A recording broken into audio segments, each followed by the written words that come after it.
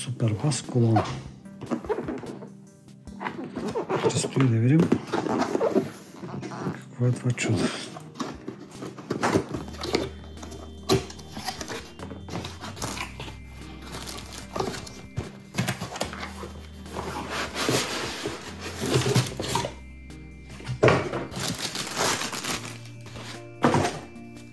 Така, има USB Type-C, кабел за зареждане.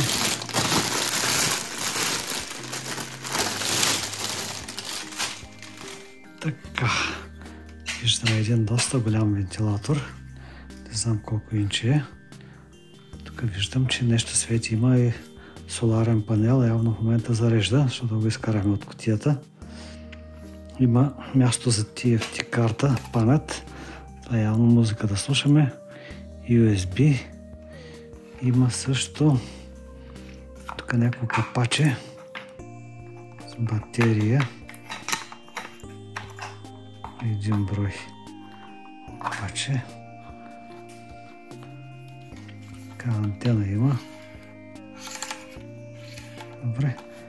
Сега тук виждаме и това е за вентилатора. Минимално и изключено.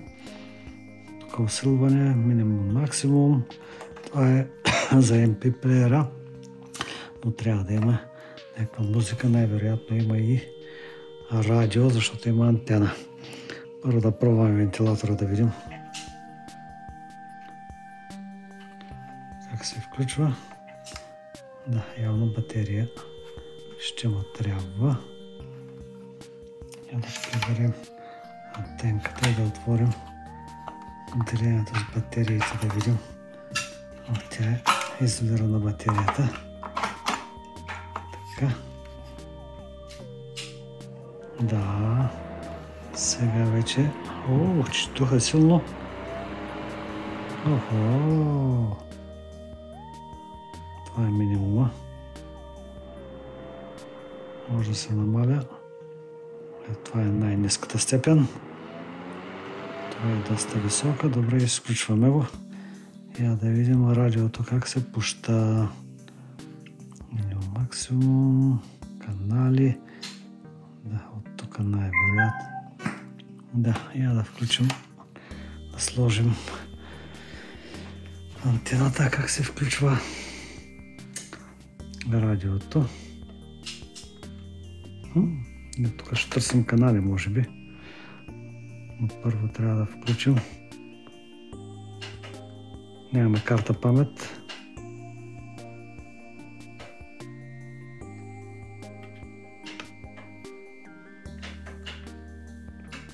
Това е за запаметяване.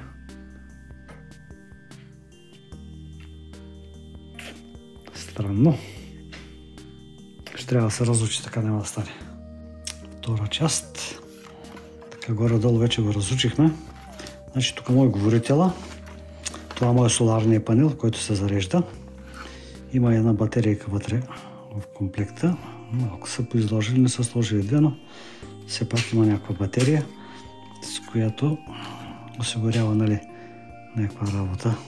Сега не тръгва, защото преди да го пуснете, трябва да отворите отделението с батериите и да премахнете ето тази слюдичка, за да тръгне да работи машината, защото иначе без батерии трябва да я включвате на ток.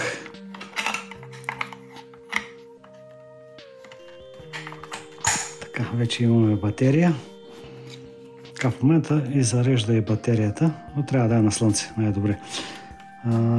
Вентилатора вече казахме, така се включва. От тук с потенциометъра се настройва. Той може също и да се настройва настрани, нагоре, надолу и така.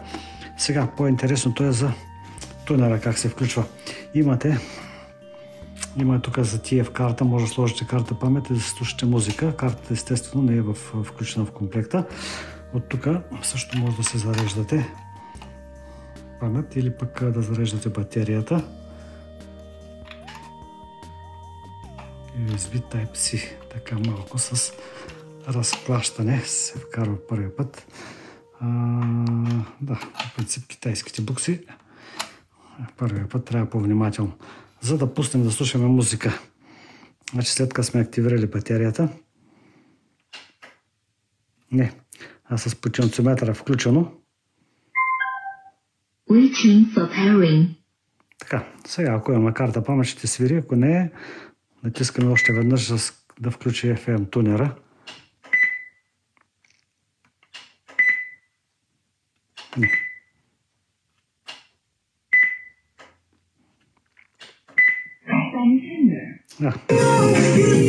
Значи грешка, съвсем включваме тунера. Така трябва антенката да ви е обхваната обаче. Ако искате да слушате, добре. От тук настрояваме станциите на тунера.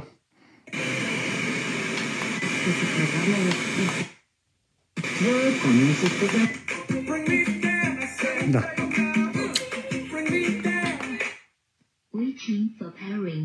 Тунера е изключен, сега работи на карта памет, но ние нямаме такава, така че изключваме и това е.